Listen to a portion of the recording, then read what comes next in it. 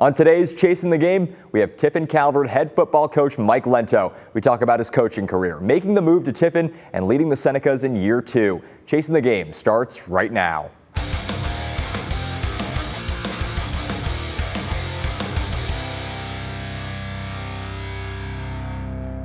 Welcome into Chasing the Game. Mike Lento is here. Mike, thank you so much for coming into Toledo and doing this. How's life? How are things? It's busy as always. Got all 3 of our kids involved in sports now, so it seems like my wife and I are busy not just through football season but through our kids. So you look at it as a Thursday, Friday, Saturday, now Sunday deal with my daughter playing volleyball, 5th grade volleyball.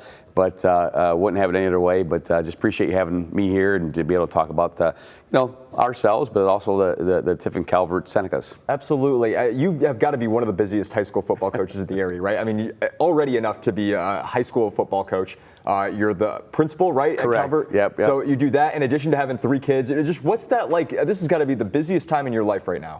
It is, but I wouldn't have it any other way. God has led me to where I'm at, where I'm at today, and just instead of chasing away from what that looks like, I've answered the call, and it's not perfect every day, but it's His plan, not my plan, and just very, very blessed for all the people that are involved, especially my wife, for being patient and being understanding with where we're at. And if it wasn't for her, we wouldn't be at where we're at as a family right now. Yeah. Do you feel more settled in year 2 leading the program as opposed to year 1? Maybe you were still kind of figuring things out, kind of getting acclimated? Yeah, I think so. It's funny. I say it's fast, but it was even faster last year. From getting hired in and being, in February, and just I was back and forth from where I was at Lakota, trying to get the lifting program going. And then when we got started in June, it was okay, you're here. And then we were looking to move and trying to find the house. And once we got settled into Tiffin, it was just super fast. And all of a sudden we were week 4, and it's funny, we're week 4 now as we're talking. And so, but I do feel more settled with our guys, a little bit more trust. Administration's been great, community's been great, and so just glad to be able to kind of have roots in Tiffin, be where we're at, and it makes it a little bit easier. Yeah, what's that like, the Tiffin community? Because obviously, there's Columbian, there's Calvert, there's a big, it's a real city, Tiffin. What's that like, kind of the community? Tiffin Calvert's just a small part of that, but the larger community, I guess, what's that like? It's awesome, and it's great to be a part of a community. And so, that was the difficult part, and I think the biggest part, the challenge with Lakota is there's so many small villages, and there's, I don't want to say not a true community, because everybody there is awesome and it's great, but really when it comes down to it, driving around and seeing windows painted and just people getting excited and things like that, it really brings it home for us in that aspect of it. So, very grateful with where we're at and with all the challenges it brings of being in the community. You get a loss on a Friday night that makes it tough to go shopping on a Sunday afternoon. So it's great to be involved in the community. Well, I'm glad that we got you here then on a Sunday afternoon. Yeah. We don't have to worry about you, getting hurt at the grocery store. Tiffin is obviously a place that you've known for quite some time, right? You played college ball at Tiffin? I did. I played at Tiffin University, yes. Yeah, so what was that like, kind of going to school in Tiffin, however many years ago? I think you were part of those teams that won the Great Lakes Conference Championship, yeah, right? So it was a GLFACU, so it was the Great Lakes Football Conference, but that was in 2007. So very grateful for that journey, and the reason why I chose Tiffin to play football was because of that community. Coming from Fremont St. Joe, our coaches were great, our community was fantastic, and I just felt like Tiffin was home. It's funny because I joke about this with our guys all the time that are getting recruited in that aspect of, I want to get away from home. And, I was only 20 minutes from home, and I went home less than the guys that lived 3 and 4 hours away, because I think maybe I knew home was there. But grateful for the relationships that we've got, and that's kind of how I ended up at Tiffin Calvert. Dr. Jim Marinas is our head of schools, and when Steve Reeser decided to step down, and who was a great coach, phenomenal coach, great individual in our community, people had called and said, "Hey, why don't you take a look at this?" And was never in my wildest dreams, all right, to come to Tiffin Calvert. I felt like I was at home at Lakota. It was a great community, great support, but I always take options, and take a look at it, and when we sat down, he never brought up football one time. He brought up what they were doing as a school.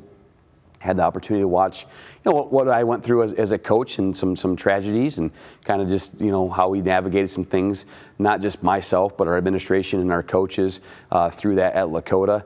And I went home that night and told my wife, I said, I think I might want to apply because he never brought up football one time. He brought it just being kind of how I ended up at Tiffin University. And he never personally coached me a little bit, never personally recruited me, but was a part of that process. And so it's kind of full circle when it comes to our head of schools. It was one of the guys that was part of that recruiting process at Tiffin University. Yeah, you mentioned it. You played at Fremont St. Joe's. Yeah. What was that like playing there? Because at the time they were still 11-man football. Yeah. I know they're 8-man football Yeah. now. What was it like playing for the Crimson Streaks? Absolutely. So it's funny when we start talking about the people who impact you. Right, and so Coach Rick Wonderly is an amazing individual. I call him and talk to him. Actually, we had a chemistry job open, and I kind of called him and said, "Hey, I know you just retired after 51 years, but if I could get you," and he's like, "Michael, if I could do it for you, But it was right for him to stay retired in that aspect of it. But and just so many amazing people at Fremont St. Joe that molded me to who I am today. And it's crazy how it brings you full circle to be back to the atmosphere, to the Catholic education, to the private school education, and to the diocese. I never thought my feet would land back here, but I believe that mental model is what I call it, is there's impacts through your life that will bring you back to where you're at. You don't even know it. Again, it's God's plan. And so grateful for that aspect of it, and wish nothing but the best for Fremont St. Joe and what they're doing, and hope they can continue to grow, maybe get back to 11-man football because it's special. But I'm just so glad that they're able to continue to play and do what they're doing. But there's so many great individuals, from teachers to coaches to counselors, that have led me to where I'm at today and built me to the person I am today. And that's why I try to bring that to Calvert Catholic Schools. You touched on a lot of great things there. I was going to ask, did the Catholic education there at Fremont St. Joe's kind of make the transition to Calvert super easy? Because it was something you grew up with, something you were obviously familiar with. Yeah. So as a kid, I grew up in Woodville, Ohio, and so life took us to Fremont St. Joe, and my mom and dad fell in love with just the people that were there. And so at that point, my mom and dad said, "Hey, listen, you're gonna go to Fremont St. Joe too." So we spent 3 years, driving 33 minutes to Fremont St. Joe from Woodville, Ohio, and it was great from that family aspect of it. 3 years after that, we moved to Fremont. I converted to Catholicism, and it's just, again, because of all those people that were involved in my life, that just showed me the way of what it is to be a servant leader, and it's just. It's crazy to say, Chase, to bring me back full circle. Yeah, I know we mentioned that Crimson Streaks are 8-man football now. Do you kind of wish that they could be 11-man so you guys could play them again? I know that Calvert and Fremont St. Joe's had played each other before, and it's kind of like a Toledo Christian situation where they went down to 8-man for a little bit, and they did obviously very well, won some 8-man state championships, and they're back up to 11-man now. Do you kind of see that in their future potentially? Absolutely, and I wish them the best to do that. Actually as an alum and just really kind of having that closeness to the program, and just having so many people that have built me to who I am today, and just wanted to see them to have that. And their junior high program is solid. I believe they've got like 25, 26 within that program. 13 in each grade. So that's great for them and that aspect of it. And just keeping that alive and going and keeping that tradition, it's absolutely amazing. And Coach Waring is doing a great job in that aspect of it. So again, I hope they can find that aspect to continue to grow their enrollment for what they want to go out and do. What's that like for you? Because Calvert's obviously, they've been a D7 school for a long time now. Mm-hmm. It's always kind of been a small school. What's that like trying to keep numbers where you want them for the football team? You know, as a principal, I got to imagine you want to keep numbers at a certain, like, what's that kind of role like for you at Tiffin Calvert? Well, our head of schools says that keep it, you know, we're different by design, right? And we're one family committed to Christ. And so that's the difference, is when you come to Calvert Catholic Schools, is know that you're going to get it from all aspects. And we're going to have prayer involved. We're going to have, you know, the accountability involved, and that's what we're all striving for. And then there's also that accountability piece. And so there's so many individuals that are walking our hallways that we just want involved. Whether they're involved in drama, whether they're involved in band, whether they're involved in cheerleading or sports, you know, our students need to be involved. And so that's what I remember being at Fremont St. Joe. We were all involved. We were involved in multiple things, multiple sports. I remember I was casted in Footloose my senior year, and it was probably one of the funnest times I could have had to kind of hang out with my younger brother, because, you know, he wasn't the sports individual, but I was getting ready to graduate. How do I hang out with him? And so I went out for, you know, the play Footloose and got involved, and it was awesome. And so in that aspect of it is all of us need each of us, and each of us need all of us. And everybody has a purpose in this world. Everybody matters, and you know, and that's something that we get to do at a small school. And I'm blessed to have, you know, our seniors and our juniors that went and recruited our hallways this year, because we went from 33 players on the roster last year to having 42, 9 through 12 this year. So it's fantastic. Yeah, I mean, that's great, especially when you're dealing with numbers like that. To go from 33 to 42 just feels like, I mean, life-saving. I mean, that's another you know, practice team right there. You know, that's demo squad. Yeah, and that's the biggest thing is our look squad, our scout squad. Yeah. And so we can only be as good as what they prepare us to do, and so they're doing a great job with it. You know, obviously we're week 4 into this season. We're sitting at 1-2, a front-loaded schedule. We got Hope, Loud, and Lumen on us here next Friday or this Friday. But, you know, we have enough freshmen that we just played a freshman game against Bellevue, and our freshmen were able to go out and perform and win. And so that's awesome. I don't know the last time, you know, Calvert Catholic Schools has had a freshman football game, and that's kind of an oxymoron anymore when you look at small schools, especially D7 schools.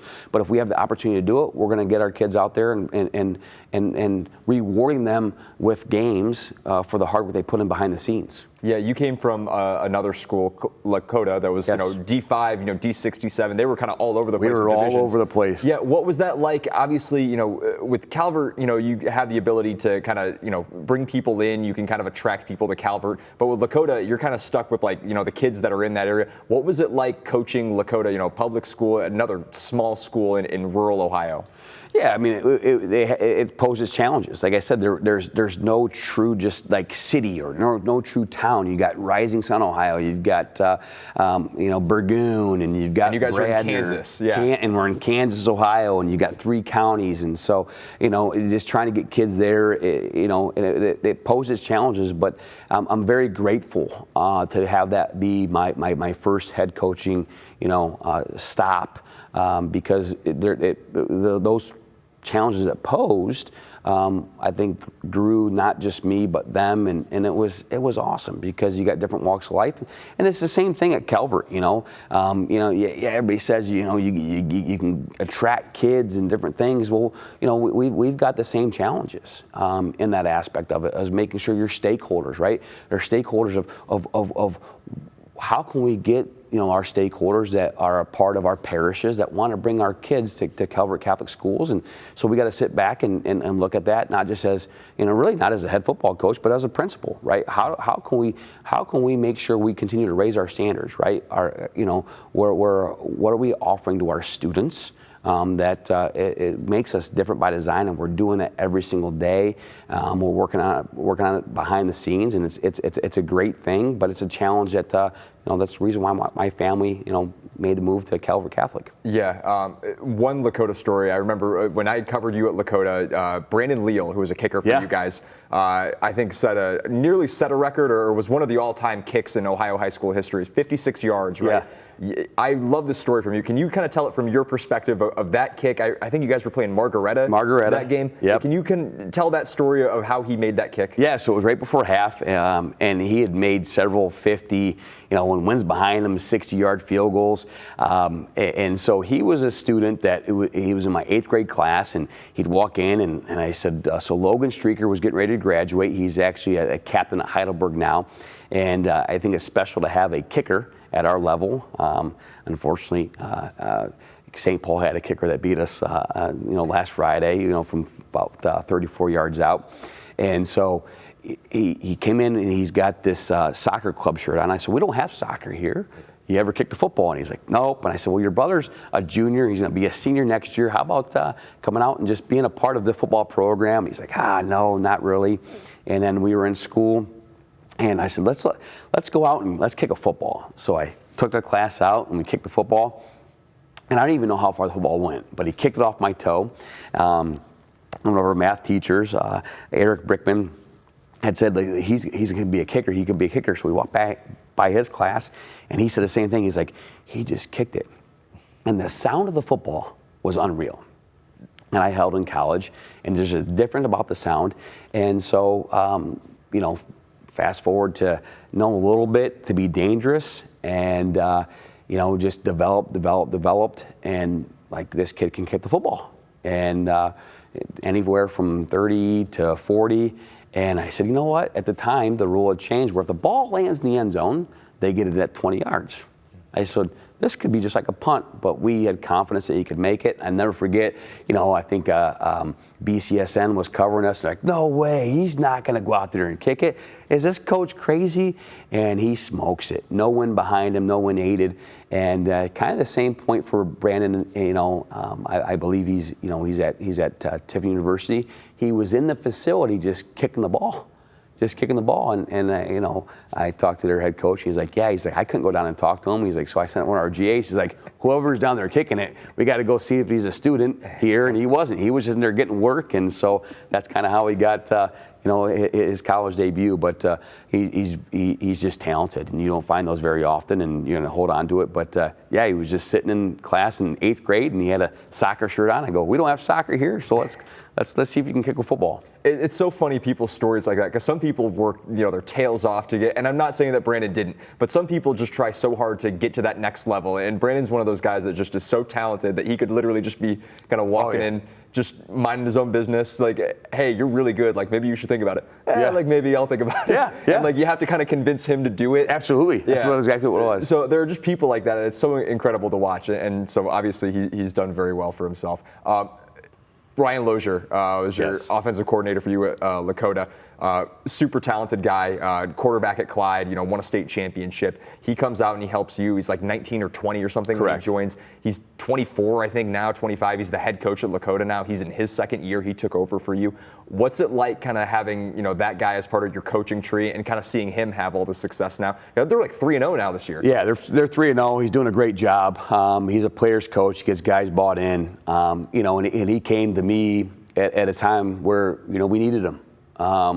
It was in 21, rough year. Had lost 2 coaches within 18 days.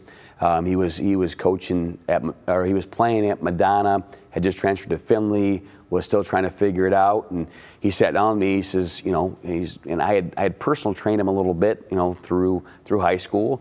And he reached out to me and said, I just don't know if playing's for me, but I want to coach. And do you think you have an opportunity? And I said, absolutely. And it was one of the, I don't say this, not the smartest decisions, but like in my career, but I had control over everything, right? And so a couple of mentors of mine, like, hey, if you can find somebody that can really help you out, and it just, again, for me, again, God has a different design for everybody. Ryan came in and just really helped us out. And then the following year, I said, listen, I think we can kind of put you on staff, and I want you to be the OC. And I'll help mentor you, I'll help guide you. But I learned that there's a lot of things that happen behind the scenes sometimes as coaches where you need other people to help you out. And so he did a great job. He's doing a great job. Obviously, you see that. And so it's always humbling to see that maybe you did do something right and kind of leading the way for somebody else, and just love that he's taken the bull by the horns per se, and is doing a great job, and there's nothing but a very, very, very proud for him and the Lakota team and what they're doing. And he's got a great prodigy behind him, great coaching staff, and he comes from great lineage, and just being from Clyde and being a state champion himself. Yeah, and obviously you were mentioning it earlier, front-loaded schedule. You guys have had the start that you guys have had. Then you got Hopewell Loudon, and then you got Lakota in week 5. So Correct. That's going to be. I mean, what do you think about these next 2 weeks? I guess. So last year we get our first playoff win, I think, in 7 years. We played a hard Northern team, but then you get Delphos St. John's, who I think made the playoffs at 3. They think they were 3-7. But you look at the gauntlet of schedule that they come through with the MAC. And I don't think we were ready for the physicality they brought. They were very crisp. And so when we looked at it, and not that our schedule changed, but we looked at, okay, we got Mohawk, who did great last year. You got Monroeville, who made a great turn. And then we've got Norwalk St. Paul. And that's the reason why Norwalk St. Paul plays Port Clinton and Edison right off the rip, because it gets them set up for the Fireland Conference, and hopefully playing us as well. And then the schedule flip for Hopewell Loudon. And you go, can we get battle tested? And you don't know where the wins and losses are going to go. We feel as a staff, we are further along right now this year with our kids, with their buy-in, their attitude, with what they're doing, and what they, I call it, when the phone rings, are you going to answer the call? They're answering the call. We've had some things that didn't go our way. But I think it's going to really prepare us for the opportunity. Now, we still have to control a lot of things. We got to win some games. We got to put ourselves in a situation to get in the playoffs. And if we get to the playoffs, we feel like we are battle tested on the front end of it. But I said this a long time ago, and probably early July, that the SBC River is wide open. Hopewell Loudon and Coach Kaz does a great job with what they do year in and year out. But outside of that, I mean, it's really anybody's game, and it's going to hopefully, if you look at our schedule right now, there's a lot of points to be won because the SBC River, in their non-conference has been very, very successful. But dropped a tough one to Mohawk. I don't think our guys were physically ready to go, and things didn't go our way in the first quarter. We didn't like what it was, but Coach Daniels does a great job with his team, and they're still riding off last year, and they've continued it on. We were able to, jump on Monroeville to him early, and then last week we just didn't make plays. Our guys were in a situation to be successful, but you have to be in those close games to make a run at the end, and that's what we're focused on. And we've got Hopewell Loudon looming, and there's a great chance that Lakota comes in 4-0, and Coach Lozier does a great job. And hopefully I didn't teach him too much when it comes to that. All right, so looking ahead 2 weeks, but I want to look ahead beyond that, actually. Well, taking a step back, kind of looking at the holiday season, this is Christmas. I didn't tell you that we were going to do this, but you do this thing on Twitter that I always notice every year. Yeah, this is it right here. Oh. You dress up for the Christmas season. And I don't know if this harkens back to like you're doing Footloose or something, or the kind of the theater kid in you, but like, where did this come from? Where did this holiday costume thing, because every day in school, you'll dress up as these different like Christmas movie characters. Where did that come from? So something that they're all popping up here. It's great. And this is just from last year, by the way. This wasn't from any of the previous years. This is just from 2024. Yeah. So being a coach, and so there's special duties we had to do at Lakota, and so mine was the parking lot duty, and it was December because obviously they didn't put me in any duties before football season had ended, and I'm like, all right, so it's cold outside, let's have a little bit of fun with the kids, and I'm an all-in type of guy, right? So I tell our students all the time, right? When you have dress-up days for homecoming or whatever it is, play full out, like because you only get one chance at life. And so I'm an all-in type of guy, and I don't even know how it started. I mean, there's a little bit of backstory, and we'll keep that to how it happened. But I started into it, and then it was funny.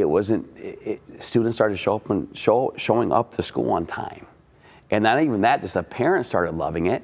And I was like, well, okay, I got to find another costume for tomorrow, and then another costume, and then students were like, what are you going to dress up as tomorrow? I'm like, you got to show up and see what I'm going to dress.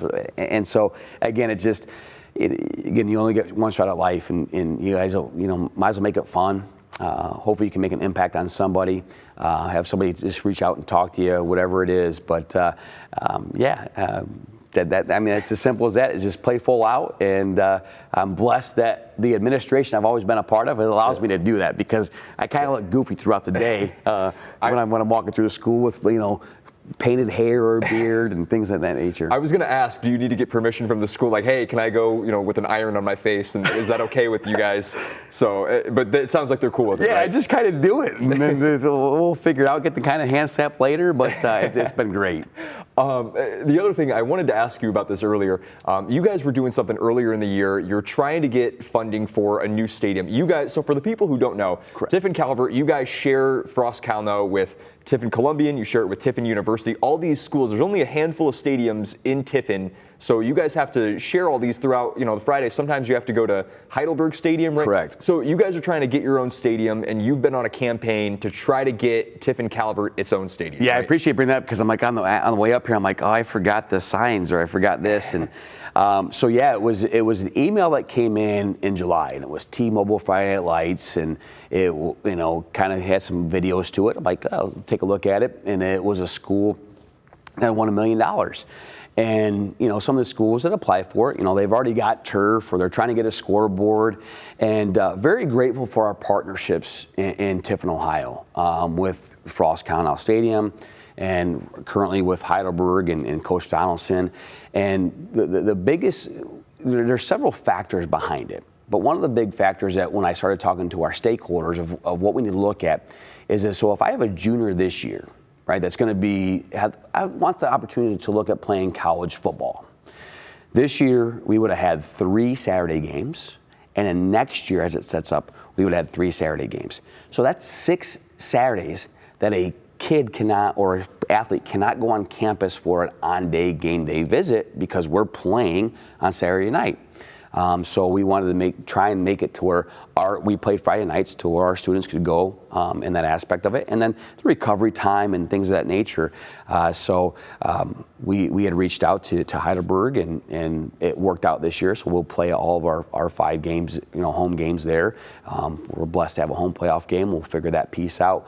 But yeah, so I started looking at this T-Mobile thing. I said, well, I'll write a story, and the story about just the century long of Tiffin Calvert football has been successful, and it's known in the area for a small school, great constituents, but just never a place to really call your home when it comes to a Friday night football game. And so wrote this out, and a couple weeks ago, we got an email that says, congratulations, you're one of the first winners of the first round of the $5,000. And I'm like, okay, is this real? And then they asked you got to sign this affidavit. Here's a W-9. And then Paul, he's actually from the Perrysburg area, the T-Mobile rep, was in last week to do the check presentation. So it puts us on to the next round. So the next round is, I believe they take the top 10 schools that will be awarded $25,000 on the road to win $1 million. And that $1 million then goes to help for any facility upgrades. But we've got some great facilities down, where we're at, where we practice. So we've got the Palmolive Field House, Wishy Kramer Field, you got Zip Zoller Field, the Coleman Field, Hart Field, and Rombach, field, so baseball, softball area. And so what we do is, and when we're practicing, we tear up the left field in our baseball field. And then we move and we tear up the right center. And I said, well, it'd be awesome. And I, had brought Molly Bay Turf and Brad Morris and his team down I do this everywhere I go. Hey, can you map us out and just, if we can get turf, what it would look like? And because you have to have vision with where you're going. And I think it'd be awesome to have a little 1,000, seat stadium down where we're at, and a place to call our own, where when we're not battling to get on fields and different things. And like this past Saturday, we had a freshman game and a JV game, and there's people all over the place. And it'd be nice to have stands and set up and a nice scoreboard. But you got to have vision wherever you go, and that's where we're at. So it's called the T-Mobile Friday Night Lights, and it's all about kind of the story, but also just pushing the social media piece, the hashtags. I think it's it's Friday night 5G lights and hashtags, and I'm a little bit dangerous on social media. And when I say I'm dangerous, because I'm not good at it, and I'm like the dad that just sends a picture, and I'm like, so we're trying to get our students involved and really anybody in the community involved, because this will be a community, facility that once we get it going, it's going to be awesome. Yeah, absolutely. Well, Mike, best of luck to you on that. I appreciate it. Thank you. I would love to see Calvert have a stadium of its own. That would be great. It'd be great. Yeah. I've come down to Tiffin many times, and so it'd be great to see you guys get your own thing. Yeah, thank you. I appreciate it. Absolutely. All right, guys, that's going to do it for this episode of Chasing the Game. Be sure to check out all of our other episodes on the WTOL 11 Plus app, which you can download for free on Roku TV, Amazon Fire TV, and Apple TV. You can also watch and listen to all of our episodes on YouTube and on Spotify. We'll see you guys next time.